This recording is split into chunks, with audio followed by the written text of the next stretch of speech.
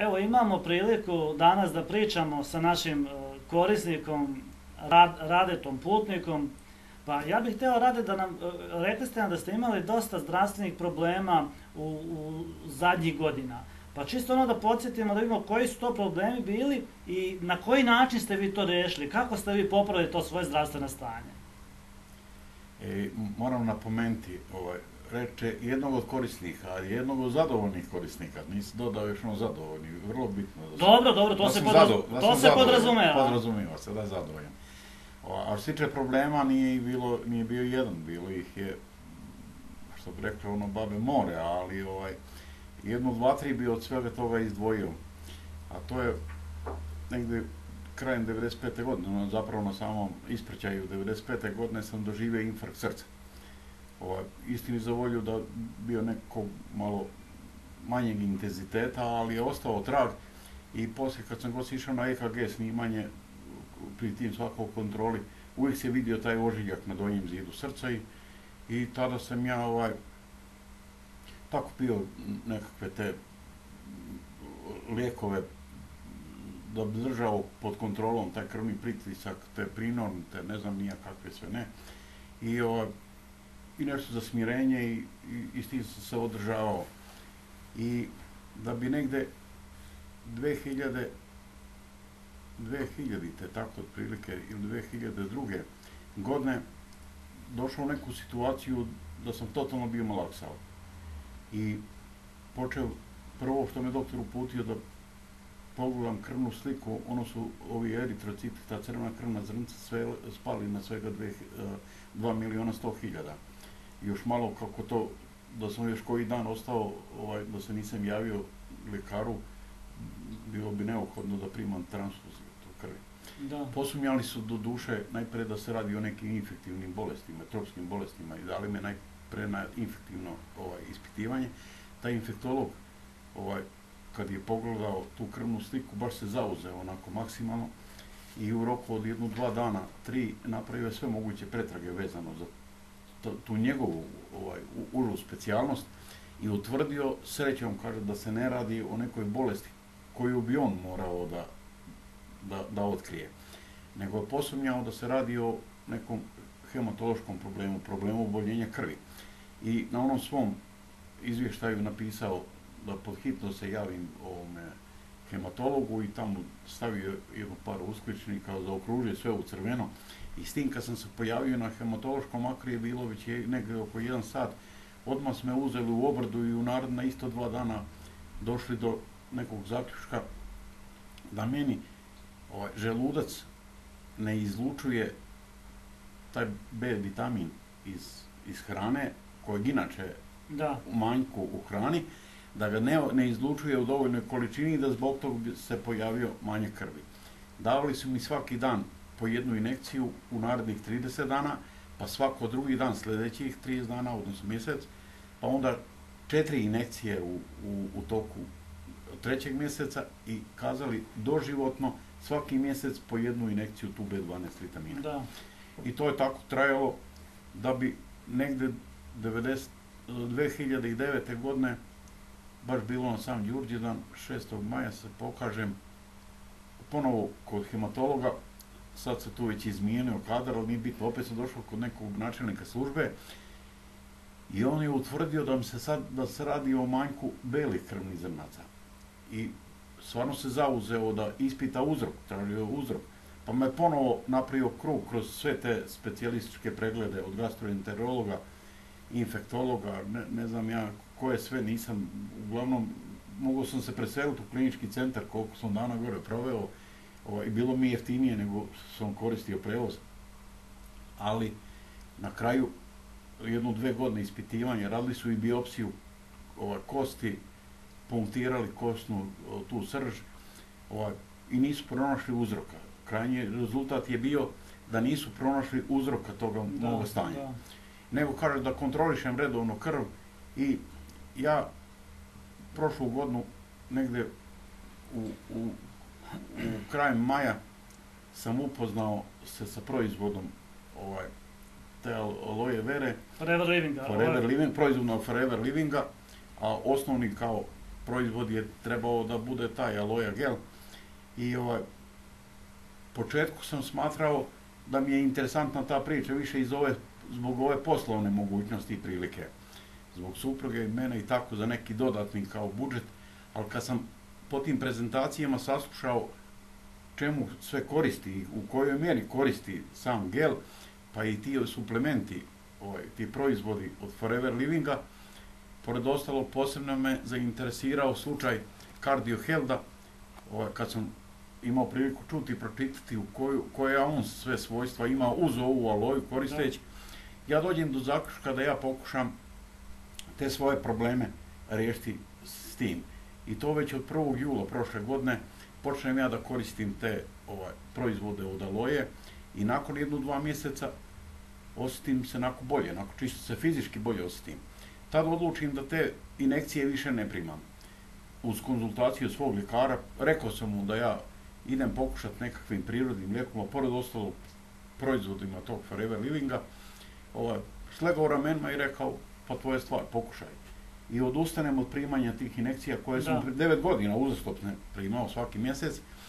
Tada prekinem s tim, prekinuo sam koristiti sve ove terapije i za pritisak, i za smirenje, i za sve.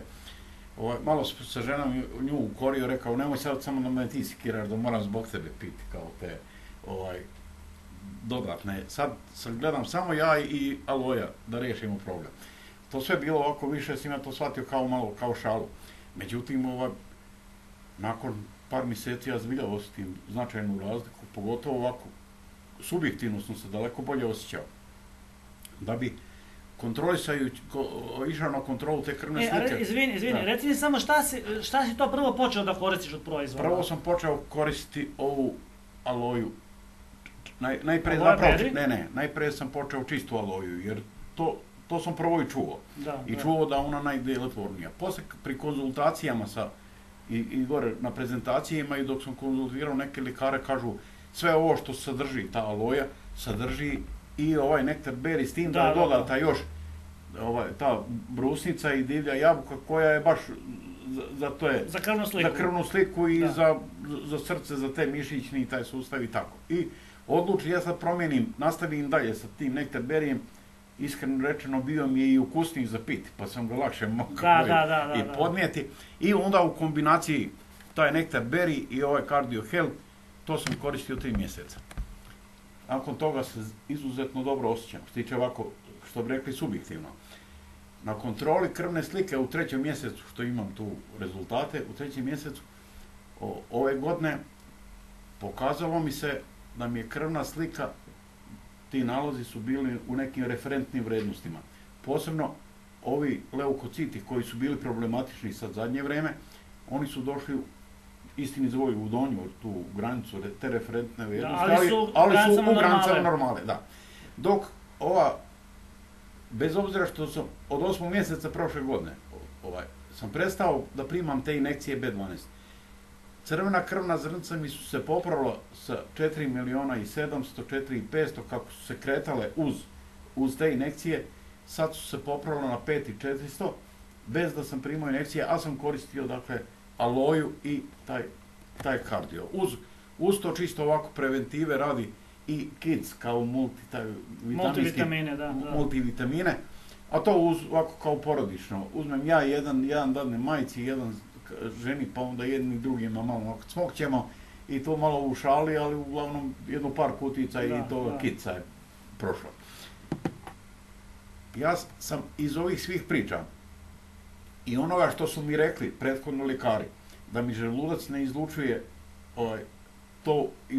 to malo tog B vitamina koji se još sadrži hrana, kako su rekli, da ta aloja, ona da obnavlja tu želučenu kiselinu, sluznicu, jeste, kiselinu, sluznicu, i da mi čisti te crevne resice. Ja sam smatrao, ako to odradi ta aloja, men bi onda, kako jedem normalno, koji svi ukućani i svi ostali, koliko god da ima toga vitamina, da će ga onda moj želudac izlučiti.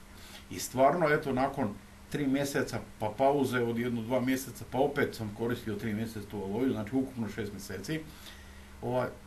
meni se stanje, verovatno stanje tog želuca i tih creva obnovilo da ja sad normalno iz hrane crpim taj B vitamin i nije mi više neophodno da primam injekcije. Da, znači faktički funkcije su se obnovile. Funkcije su obnovile.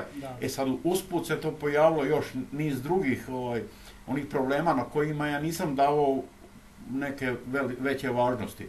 Od pokretljivosti zglobova, kako sam imao frakturu još 69. godine, frakturu ovog lakatnog zgloba, pa gležnje dolje, pa kičmu sam imao polomljen, lumbarni deo L1 i 2, ta dva pršnjena sam imao polomljena u jednoj saobraćajci 69. još dok je kroz vene tekao benzin i oktani, a nije bio problem sa ovima crvenim i belim krvnim zrncama.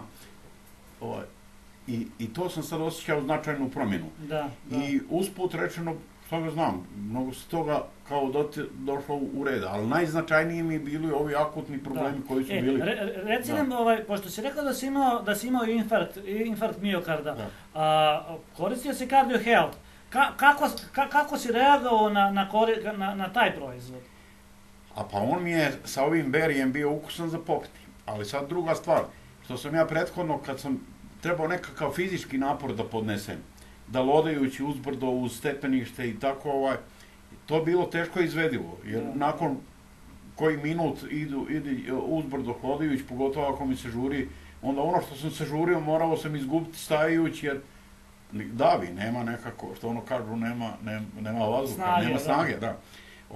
Poslije prvo korištenje od ta prva 2 mjeseca, 3, kad sam koristio taj Cardio Health, dve ove kutije sam i usput tu aloju. Znači sipao si kardio, u čašu aloje sipaš kesicu kardija. Da, u deci aloje sam, ovdje ima 30 kesica toga praka u obliku praka. I to razmutim u toj čašici aloje i to tako ukusno za popiti, ja to popijem umjesto rakice ujutro kao dezinfekciju i super bilo. Sad sam se ja baš značajno subjektivno bolje osjećao. I sve aktivnosti su daleko bolje. A usput rečeno i žena me sad veselija. Pa to je značajno. Značajno je to, da i ona veselija jer dok sam ja onako osjećao veću snagu, odmah njoj milije. Pa naravno, Cardio Health je izuzetno bogat koenzimom Q10 koji je jako važan za razmjenu energije u mišićnim ćelijama, a srce je najosjetljiviji mišić i koji je faktički angažovan od našeg rođenja pa do smrti. Tako da to je upravo taj ključni razlog što ovdje u Cardio Healthu imamo jedan širok spektar vitamina, minerala i biljaka koje su veoma bitne za funkcije srca i dodano 80 mg koenzima Q10 i upravo je to reakcija bila na taj koenzim Q10 da ste dobili više snage. Da. Poslije ove druge ture, ja nazovem, još ovo sljedeća dva, osim ovog subjektivnog osjećaja moje bolje energije, bolje volje, čisto onako promijenilo su se, ne treba meni više nikakvi ni sedativi. Ja sam sad raspoložen, sad ja podnosim i vrisku kad žena zagalami, ma galam ti, ima gdje stati, sad ja više ne reagujem, a pre toga dok je rekla jednu uznost, gotovo je rat u kući, sad toga više nema. Eto, to je već odmah uzročno posljedično vezano, meni je bolje, a ona se, njoj je lakše. Tako da se mi, baš cijela porodica se odmah drugčije osjeća. Sad i kad dolazim kod ćerke, kod zeta, sina, više on mene ne pitaju kako si, vide na meni da sam ja posve drugi čovjek. Eto, to je jedno. Ali to je onaj subjektivni osjećaj. Međutim, postoje i pokazatelji objektivni u tim mojim rezultatima koji su tu u torbi, u tim rezultatima na svakom kontrolnom pregledu kod kardiologa ima uz njega i onaj kardiogram na kojem se vidi, uvijek se pokaže taj ožiljak na donjem zidu tog moga srčanog mišića. Nakon što sam upotrebljavao na zadnjem tom kontrolnom pregledu od pre mjesec i pol dana, znači u 3. mjesecu kad sam bio kod kardiologa, na kardiogramu nema više tragova tog mog ožiljka. Da. Pa kad je doktorka kardiolog pogledala i kaže, pa dobro, sve u redu, pa u redu je, ali ne sjeća se ko sam ja i koji su moji rezultati. A rekao, kako doktorka u redu? A gdje je onaj moj ožiljak? Gdje je onaj trag? Kaže, pa koji trag? Onda se sjeti, pa veli da, pa ti si imao infarkt. Pa onda pogleda i one moje prethodne rezultate. Kaže, a ne, ovo nešto nije u redu. Idemo mi sada da pogledamo ponovo i ona tamo kod ovih tehničara, sestri, ko to već radi, kaže, jel slobodno, veli, evo sad baš ovog pacijenta završavamo, evo jel idemo putnika ponovo da njega pregledamo. I popenješa me opet i onaj šara, međutim, nema više, ne crta više onoga ožiljka. Da. Tako, osim one subjektivnog mog osjećaja. Faktički sad dokazano i na samom rezultatima. I eto tako ja bi toplo preporučio svakome koji ima problema ove vrste, da ne pričam i ne širim priču na druge probleme koji sam imao, pa usput sam, dok sam rješavao ovaj problem, riješio usput i te ostale problem, da li prostate ili tako što ono kažu, noćnog mokrenja i tako toga. Dobro, ali u svakom slučaju, svi oni koji budu htjeli da saznaju više o tome, mogu da ti se obrate, da im podijeliš svoje iskustvo, mogu da dođu na neku od naših prezentacija i čuju i ostale naše korisnike koji kažu svoje informacije. U svakom slučaju, hvala tebi mnogo što si ti nama ovo ispričao, podijelio sa nama. Ja sam siguran da ćemo još imati neku priliku s tobom da popričamo i da podijelimo ovakve iskustva. Jeste, bilo mi drago još, ako bi nekoga šire interesiralo ili nekoga iz, kako bi rekao, od struke, nekoga od lekara koji nije upoznat sa ovim problemima, pa sad ovu priču smatra malo, gleda je malo kao proizvodno. Za sve ovo što sam ispričao i za ono što nisam imao rezultate unazad godina. Ja imam lekarske, još od 69. godine, od ove saobraćajne nesreće i te frakture, pa do dana današnjeg, sve ove probleme koji su tekli, sve ja to imam dokumentovano i lako se utvrdi. Pogotovo ovaj problem sa krvi, sa krvnom slikom i s tim srčanim problemom. Važi, još jednom mnogo hvala, drago nam je što se ovo vrijeme podijelio sa nama, čućemo se i nekom drugom prilikom. Nema na čemu, hvala i tebi, i na pozivu, i na povjerenju i sve najbolje.